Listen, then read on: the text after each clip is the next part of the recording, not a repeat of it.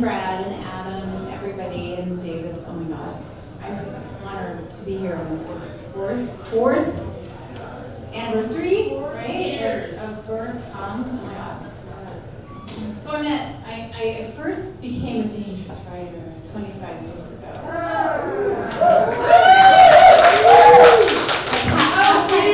Half my life ago, I met Tom and joined his class, and it's just amazing to me how it's evolved, right? All you guys and all of this, and Bert Tongue and all this wonderful stuff, and I guess besides the 3 cocktails that I just consumed, one of the benefits of being the last reader is that you get to hear all the shit. It's great. It's great. Oh my God, I'm so happy. Anyway, so I am tonight. I'm trying to experiment because like there's all these different ways that people read their shit up here. Like they have it, like the cool people, like like seeing like Tommy and Fiona. They have it on their iPads. I can't do that. And then there's the pages and everything. So I tried this experiment tonight, and I did this, I pasted them into my book. Nice. So yeah, we'll see. We'll see if my eyes can do this. But what I'm reading tonight is the very beginning of this work in progress that I'm going on, which is about that Cascadia earthquake. About what? The Cascadia earthquake that we're all in. Yeah, the earthquake. The fucking earthquake. Show's over. Duck and cover, baby. All right. This is the beginning of it, I guess. I mean, the way I'm conceiving of it now, which we know changes, right? Okay. I met Cortland on October 17th, 1989. I met him the exact same minute the top deck of the Cypress Street viaduct snapped in half. It was my first month at the steakhouse, according to my fake ID. I just turned 21. And there I was, a tray full of second-round Boilermakers in a room full of bachelor party. Like every bar in America, the box above the liquor was tuned to the World Series. Game 3, Candlestick Park, the Giants down 2 games, the Oakland A's hoping to sweep. It was a warm night, and even though I'd been told to wear long sleeves to cover my tattoos, I rolled the cuffs halfway between my wrists and elbows. The sidewiner was old money, old school. The waitstaff dressed in black pants, tailored white shirts, wore ties, all of us men and women alike. I knew the manager wanted to fuck me, and I took advantage for this party. See, this is fucked up already. Of well-heeled, soon-to-be drunk boys hoping to score some tips. I 86 the neckwear and unfasten the top 2 buttons of my shirt. The men in the 8 top I was about to serve were glancing up at TV now and then waiting for the game to begin in earnest. When the picture zapped out and a bunch of ABC logos filled the screen, the whole bar sighed. Some disgruntled customers demanded that the bartender fix the goddamn cable. And then somebody shouted, "Holy shit, there's an earthquake in San Fran!" The 8 top of partiers hopped up and beeline to the bar, knocking chairs over in haste. A murmur waved to the room, and patrons from the restaurant section began to crowd around. All eyes on the screen as the bartender cranked the volume from his remote control. In the minutes that followed, before the famous shots of the collapsed bridge and the bloody victims, before the fires and the blackouts and the death toll, I stood there, my arms in lactic acid mode because I wasn't sure if or where to set the drinks down. It seemed like the beginning of the end of the world. Finally, the man I had no idea I would marry a few years later noticed that I was about to crumple under the heft of it all, and he started removing pints of ale and whiskey-filled shot glasses from my tray. He plunked the drinks on the empty table while the rest of the room stood in jaw drop, glaring at TV, and events began to unfold. He was, without a doubt, the most gorgeous, most charismatic man I'd ever met. The first thing out of his mouth, first words I heard him say were, "You think this is an omen?" Years later, once the marital filter was long in place, I would rewind or meet cute and understand that what seemed prophetic at the time was just an indication of how Court could quickly make everything about him. Along with charm, my husband possesses a depth of narcissism so fathomless, you need scuba gear just to make eye contact. For sure, I said, not really understanding what he was talking about, but mesmerized by the flecks of gold in his olive-covered irises. He got that I was clueless. My wedding, I mean. He got, oh, I said. Like and somehow I had placed him squarely in the role of best man. He seemed way too much in control of his own bachelor party. He smiled. "You're new, yeah?" He'd relieved me of my burden and followed that by taking cumbersome tray from my hands, those amazing eyes twinkling over me, then stopping. "Third week," I said, still learning the ropes. I'd rubbed the sore out of my biceps and my sleeves, had shimmy up my arms, that ridiculous coyote tattoo, its contorted snout yipping toward a squared-off moon. It was in full view now, as was one on the other arm. I'd won a heart.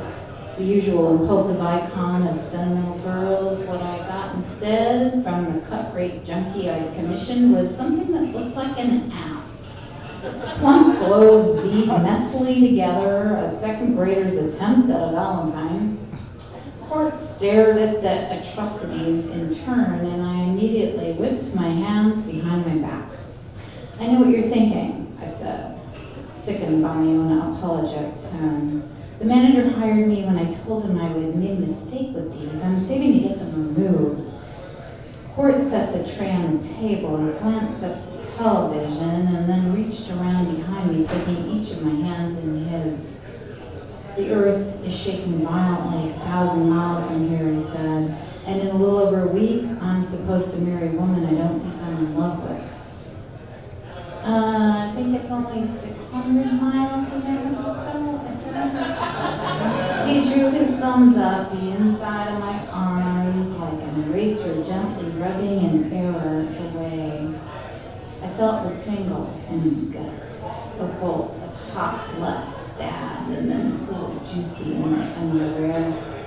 He said, "One thing you should know about me right now, I'm an exaggerator." "Okay," I said. "Does that mean you're getting married in a month?" He laughed, and he had the sexiest laugh ever. And his fingertip drew a finger eight over the coyote. Some mistakes can be removed, some can't. The first earthquake reports were being announced on the TV. A freeway had buckled. There were confirming fatalities. The wharf, a shrill-voiced reporter screeched, was on fire. Court still had my skinny, cartoonishly painted arms in his hands, and he said, "What's your name?" "Ruth," I began. Eve. My name is Eve." He glanced around, let go of my arms, and then picked up two old Bushmill. I just had old Bushmill accent. I love them. Old Bushmill shot glasses. He handed one to me. He said, "Okay, Eve, first woman of evening, drink with me." The amber liquor slopped over the rim of the shot glass. A trickle of it burned as it rolled over a hangnail on my thumb. Court held his shot glass up and toward mine. He said, "If a man has not discovered something that he will die for, he isn't fit to live." We clinked, and I threw the shot back alongside him, knowing full well I would be fired if anyone saw. "John F. Kennedy," I said, after wiping the residue of whiskey from the corner of my lips. "Dr. Martin Luther King, Jr., Court said. "But you're forgiven. You weren't born yet." Now aerial views of San Francisco filled the screen, the bar, the collapsed freeway, a neighborhood in flames. From the helicopter vantage point with the Golden Gate Bridge in sight, it was like hearing a neighbor had suffered a heart attack. So many times you'd hear of earthquakes in Mexico and Asia. The ones in California were usually called tremors, cracks in concrete, maybe a mudslide. This though, so close to home and in such a historic, iconic area, it had the whole restaurant in its grip. Rubbernecking, meeting blind fear. 12 years later, I'd feel the same icy vein terror when the Twin Towers fell. Court and I sitting at breakfast in our old Victorian on Lovejoy, baby Chloe in her high chair scooping Cheerios out of a heart-shaped plastic bowl, our second televised disaster unfolding before us. At the Signwinder on that warm October evening, I watched Court, who I still didn't know was Court yet. I watched him watch the coverage on TV, the concern that washed over his face, his cocky self-assurance vanishing as he took in the horror. I said, "You haven't then, I take it." He turned back to me, his mind somewhere between the earthquake and my question, a puzzle stamped on a notch between his eyebrows. "Discovered what you'll die for," I said. He shook his head, his expression somber.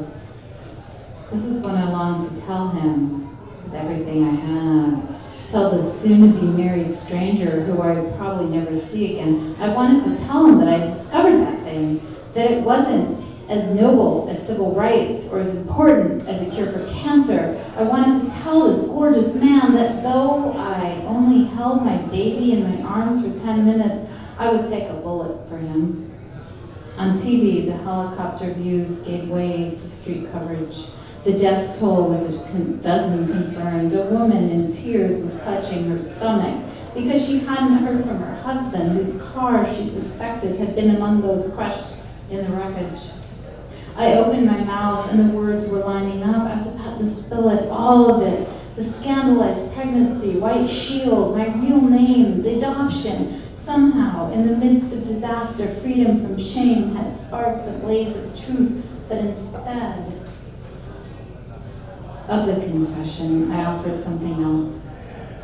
A respite, comfort, his handsome face, those eyes. There was so much pain. And the Sidewinder's signature French onion soup sat simmering just steps away. It's in those moments where you know irrevocably who you are, what your role is. So instead of releasing my truth into a burden room, I said, "I think you need to eat." He swallowed, Pavlovian style. He smiled and admitted, "I'm starving."